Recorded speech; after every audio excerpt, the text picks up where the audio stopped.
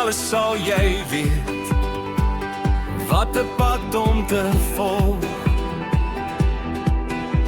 Nie altyd voor jy stap nie, maar soos jy stap. Wees dankbaar vir wat jy het, want dankbaarheid maak jou oë sag om te sien wat reeds hier is. Maar hou jou oë oop vir dit wat kom, nie met vrees nie, maar met 'n wakker hart wat leer om te onderskei.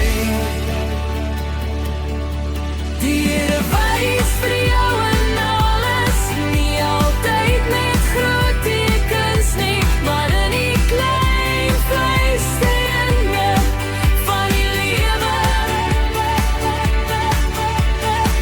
Wat net gehoor word wanneer jy stil raak, hy lê die tekens langs jou pad, in keuses en ontmoetings en vrede wat kom of weggaan.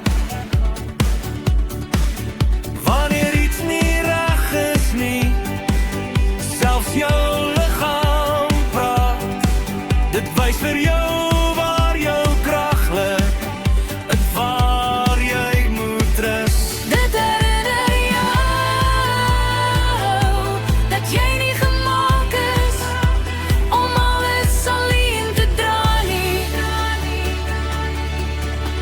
Jou oë wys vir jou rigting wat jy aanhou sien, waar jou hart bly terugkeer, waar jou siel begin wakker word. En God,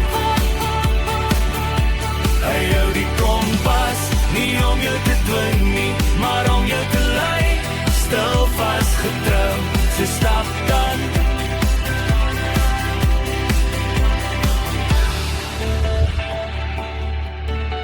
Net dankbaarheid